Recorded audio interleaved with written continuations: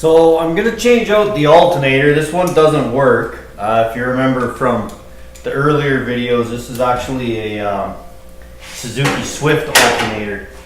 I don't have the 120 bucks to buy a new one at the moment, so we're just gonna put one of the old Chevette ones I have back in because it works, and I'm not that worried about saving a few extra pounds and worried about getting on the racetrack. A lot of guys don't run alternators. In fact, most mini stocks don't. I like the convenience of having it all the time, not having to worry about carrying a generator to charge the battery all the time.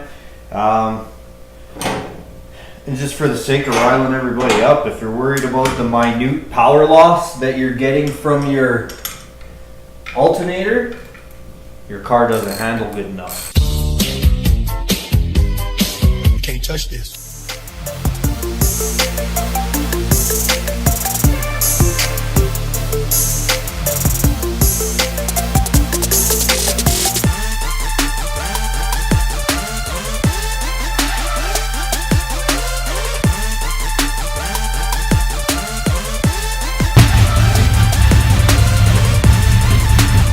Well, everyone, there you have it. That's where we're at as of right now.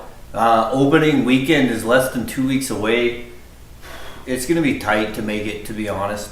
All I've got left to do body-wise is the door panels and the front bumper. And Scotty's got those pieces to make the new ones for me over at Pop's Chops.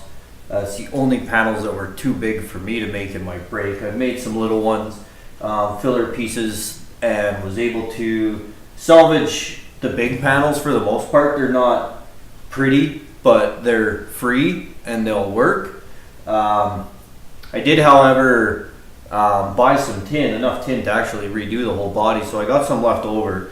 I do commercial sheet metal for a living, so through work, I was able to get a pretty good deal, so I bought about 240 bucks worth of flat black steel. That brings up the total to whatever else it is at this point. As well as I'm gonna have to get some more rivets. That'll probably be another 40 bucks. I'll just buy 40 bucks worth of rivets, and that kind of brings the total. That's what this total is, wherever that's gonna be, for the entire overhaul this winter. Realistic costs. Not a lot of people like to give out realistic costs, but that's what it cost me, and I'm pretty low budget. That's all out of pocket stuff. From here, all that's really left, I gotta get it to Pop's Chops. We gotta get it, I wanna get it up on the hoist, and I wanna get Scotty to take a look at it with a fresh set of eyes so we can re-nut and bolt everything, make sure everything's tight, make sure everything's square. That's the kind of stuff when you're doing it all by yourself all winter long.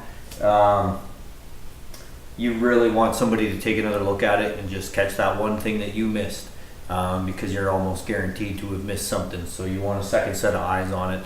And then once we're there, we'll get it scaled, we'll get it aligned and ready for the track. That being said, that might be like 1 a.m. Friday night before race day on Saturday. Between kids' sports, every single night of the week is booked up for me, and most weekends. So it's gonna be pressing to actually get to the track, in all honesty. Once all that stuff's done, we'll swap these goofy tires off of here and get some real tires on, and hopefully we can make it to the track.